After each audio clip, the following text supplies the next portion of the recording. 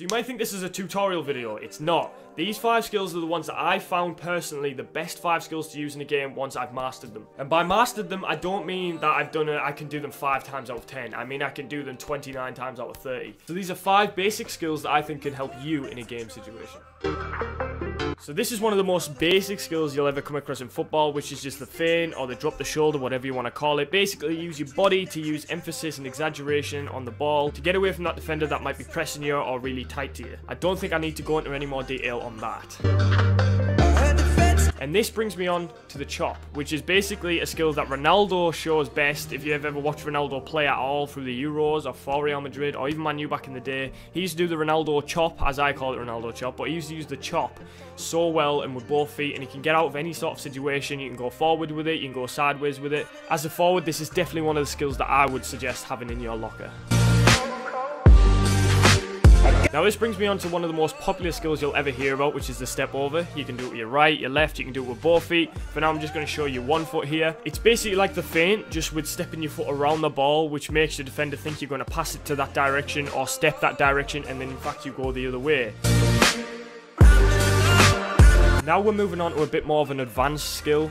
I think once you master this, it can be one of the best skills ever to use in a game, and this is definitely a skill that comes to my brain first. Now I call it the flip-flop, which you guys might find quite weird. But like I say, this is one of the skills that I use the most. I love this skill. It's just one of them that comes to my brain first, I guess, when I'm on the pitch, like I said. This is definitely the skill that I use the most on the pitch. I think, obviously, there'll be more advanced tricks that I use as well, but only in certain situations for different scenarios. But yes, master this one, boys. It's one of the best skills to use, honestly. It's not the CEO.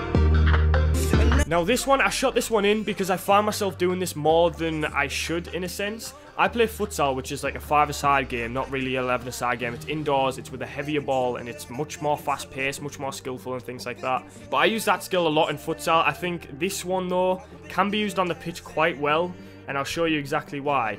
When you do that roll over, once you do the roll with the front foot, so normally it's your strongest foot, so my right foot, I roll over my right foot, which makes the defender think, alright, he's going to that direction, which would be his right-hand side.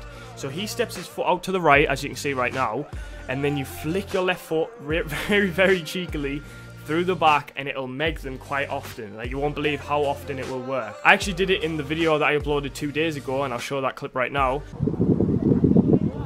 Oh, no!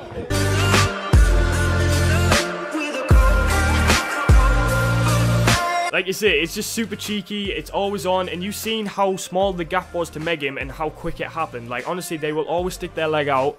Only top defenders won't notice what you're doing. And if you do this more than once a game, they might click onto it and they might try and stop the meg from happening, which then you can use other combinations and practice more skills. But yeah, I hope these 5 skills here helped you lots. I think like these are one of the best skills that you can use, and I think one of the most basic as well. They might not look basic at first, but if you just practice and put hours in, you can definitely master them, and you can definitely start producing them in games and training situations. If you guys want to see more videos like this or more advanced versions, I think I've used more skills than I can remember in games and stuff like that. So if you actually want to see that and you want to see more advanced sort of, like, I guess they're not really tutorials, they're just sort of showing you guys and you can practice them. If you want to know how to do them, I guess slow-mo the video down, or I can start telling you guys how to do these.